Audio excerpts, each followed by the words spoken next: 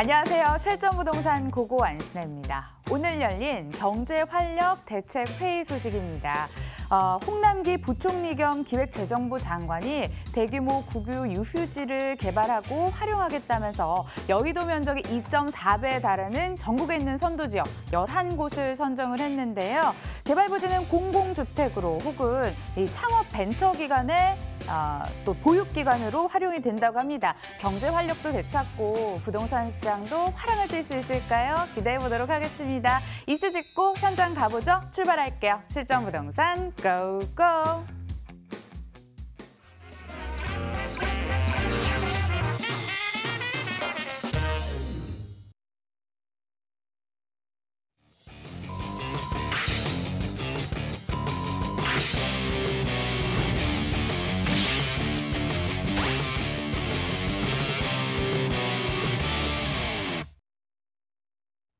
수요일 1부는 키다리 아저씨가 함께해 주십니다. 이성우 대표 함께 할게요. 어서 오세요. 네, 안녕하세요.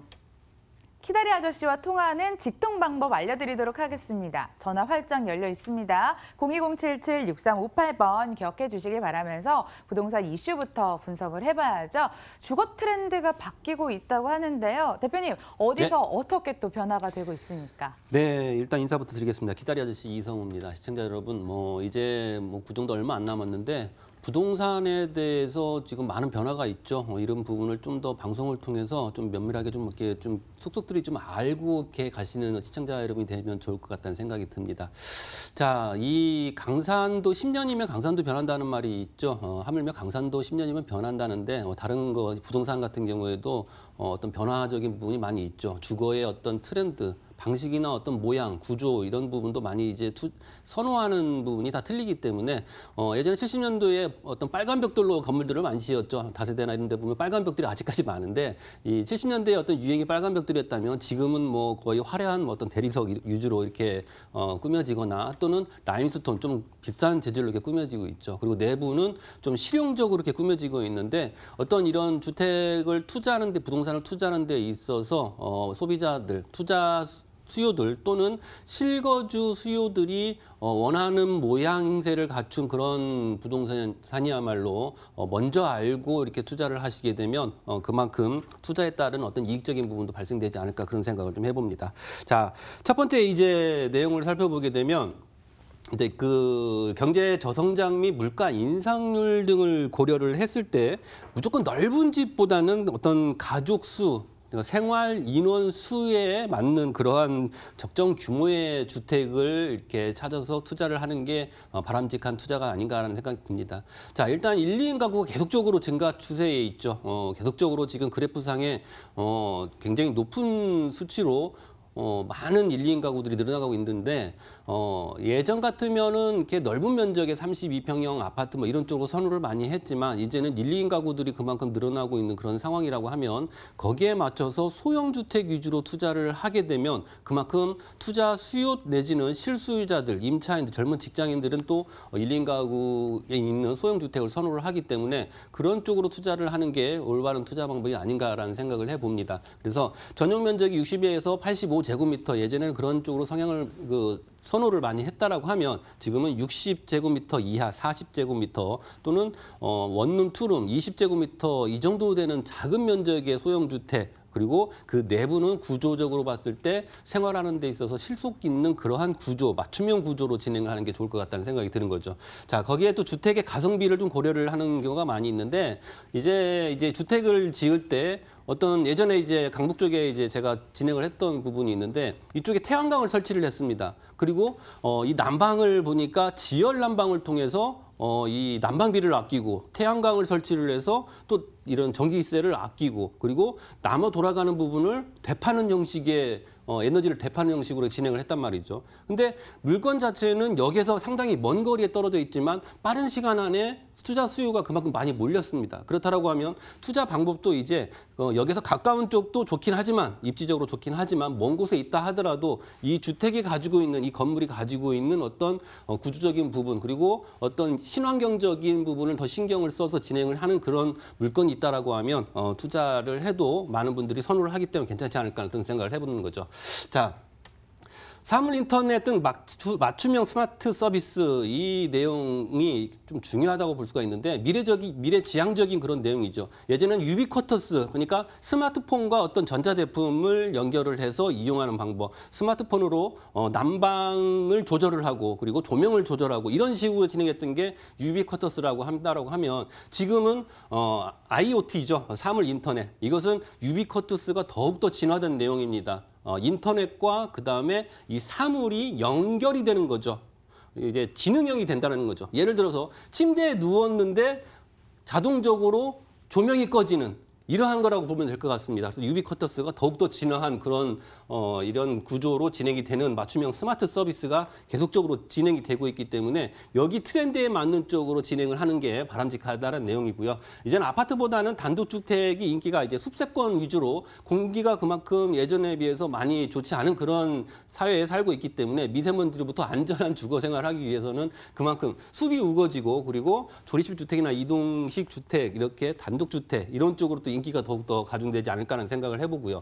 거기에 또 은퇴 세대가 계속적으로 늘어나고 있죠. 이제 제2 베이비붐 세대까지 나타나게 되면 이제는 은퇴 후에 안정된 노후 생활, 풍요로운 노후 생활을 즐기기 위해서는 어느 정도의 노후 자금이 필요한데 그 부분을 부동산 재테크를 통해서 그 트렌드에 맞는 소형 주택으로 진행을 해서 월세 위주로 처음에는 뭐 금액적인 부분이 많이 들어가면 전세를 활용해서 투자를 했다가 이 부분을 시간을 지나서 이 전세를 반전세로 돌리고 그 이후에 월세로 돌리는 형식으로 해서 월세 비중을 더욱더 늘려가면은 향후에 월세 투자로 인한 노후 생활이 그만큼 안정적으로 진행이 되지 않을까라는 생각을 해봅니다. 예, 일일이 이렇게 트렌드 쫓아가면서 투자처 걸러내기 번거로우시잖아요. 그래서 투자 팁 한꺼번에 모아져 있는 공간으로도 가보겠습니다. 첫 번째 장소 주목해주세요. 서울시 중구 황학동 아파트 기다리고 있습니다. 위치는 2호선과 6호선이 교차하는 신당역에서 도보 3분 거리. 2018년 10월에 준공됐고요. 10층 건물 가운데 7층에 방 2개, 거실, 주방, 욕실, 베란다 구성입니다. 매매 금액은 2억 7천만 원, 전세 시 보증금 2억 3천만 원. 이를 감안했을 때 실제 투자 금액 4천만 원 예상되고요. 월세 시 보증금 1천만 원에 월 95만 원. 대출 예상 금액 1억 4천만 원 활용했을 때 실제 투자 금액 1억 2천만 원 예상되네요.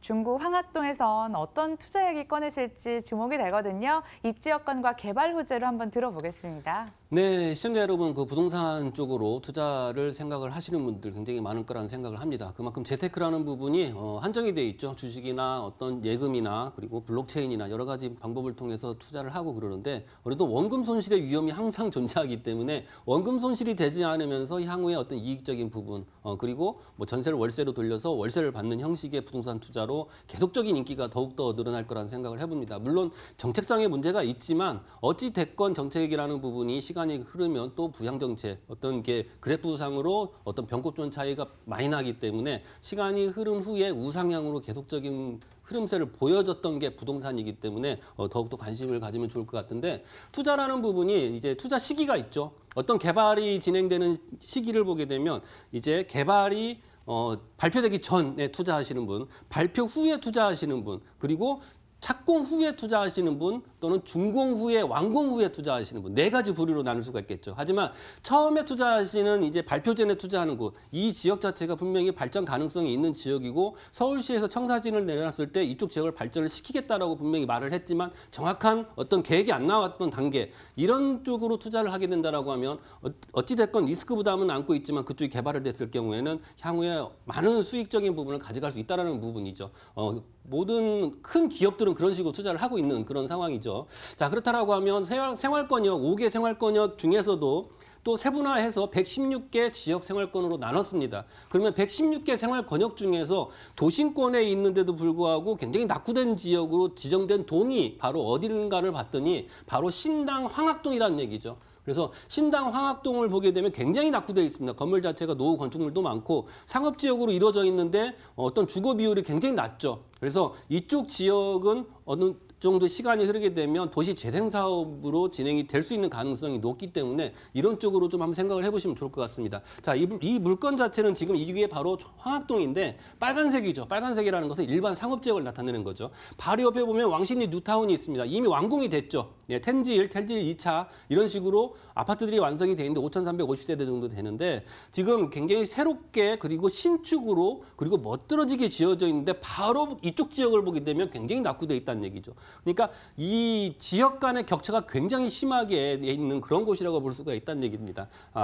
이 굉장히 안 좋은 곳에 물건지가 있는데 신당역에서 3분 거리밖에 안 된다는 얘기죠. 초역세권입니다. 신당역은 2호선, 6호선 더블 역세권이죠. 그래서 더블 역세권에서 3분 거리밖에 안 돼서 그만큼 초역세권에 위치해 있고 일반 상업지역에 있기 때문에 용적률에 대한 이익이 있다는 부분이고 바로 옆에 또 동대문 패션타운이 있죠. 종사자들이 한 10만 명이 넘습니다. 하루 유동인구가 150만 명이죠. 여기에 또 종사자들이 이용을 할 수 있는 임차 수요들이 그만큼 받쳐주고 이쪽 지역 그리고 종로구 그리고 이쪽 지역체 전체적으로 봤을 때 직장인이 90만 명입니다. 90만 명들이 이 중구 쪽에 몰려 있다라고 하면 이 중구 쪽에 어떤 주거 비율이 굉장히 낮기 때문에 임차 수요들은 그만큼 넘쳐 흐른다는 부분, 그로 인해서 공실의 위험이 적다라는 부분이 포인트라고 볼 수가 있겠죠. 자, 청계천이 가까이 있습니다. 약 한 4분 거리에 있기 때문에 걸어서 청계천을 또 둘러볼 수 있고 또 보행할 수 있는 것으로 볼 수 있고요. 왕십 뉴타운이 이미 완공이 됐습니다. 최초 분양가가 6억이었는데 지금 12억, 13억까지 육박을 했죠. 2배 이상 쏟았습니다. 그래서 그만큼 환경이 좋다라는 부분이고 동대문 패션타운이 또 바로 1km 내에 있죠. 여기에 또 많은 종사자들 그리고 관광객들 이렇게 있기 때문에 임차 수요가 그만큼 뒷받침이 된다는 부분이고 동대문은 패션의 집합체라고 보면 될 것 같습니다. 패션 혁신 허브가 또 조성이 됩니다. 경찰 기동본부 자리에 이렇게 진행이 돼서 여기에 또 패션에 관련된 교육적인 부분도 가미를 해서 진행이 된다는 부분이고요. 이 건물 자체는 아파트입니다. 중요한 부분이죠. 아파트. 다세대, 다가구, 단독, 그 이후에 아파트, 그다음에 단지형 아파트 이런 식으로 투자를 이제 선호를 많이 하는데 다세대 이후에 아파트 형식의 물건이기 때문에 그만큼 선호를 많이 하지 않을까 하는 생각을 해봅니다. 2018년 10월 준공이 완료됐습니다. 후분양으로 진행을 하는 상황이고요. 지금 전세를 계속적으로 맞추고 있습니다. 10층 건물 내 7층에 위치되어 있는 부분이고요. 그리고 전망이 너무 좋습니다. 이 호실이 전체적으로 봤을 때 어느 호실은 남산을 바로 볼 수 있고 또 바로 왕십 뉴타운이 한눈에 보이는 그런 전망이 좋은 곳이라고 볼 수 있겠고 방 2개, 거실, 주방, 욕실, 베란다 이렇게 진행이 되고요. 우수한 채광이 있고요. 자, 다음 페이지 보면 안에 내부를 이렇게 보게 됩니다. 여기 앞에 보게 되면 영실림 뉴타운의 아파트들이 보이고 그리고 이런 식으로 또 내부 구조가 굉장히 넓은 모습을 보이고 하향식 피난 사다리, 그러니까 바로 위험상이 있을 때 밑으로 내려가는 형식입니다. 밖으로 대피를 하는 게 아니라 내부에서 바로 대피를 하는, 그리고 남산타워가 보이는 조망. 자, 금액 자체가 굉장히 너무 좋죠. 착한 가격입니다. 아파트인데 투룸이고요. 2억 7천만 원입니다. 자, 보증금 2억 3천, 실투자 2억 7천, 2억 3천 빼면 4천만 원. 수자 수요, 임차 수요는 굉장히 많은 지역이고요. 보증금 1,000만 원에 월 95만 원 대출 고려하시고 실투자 1억 2천만 원 되겠습니다.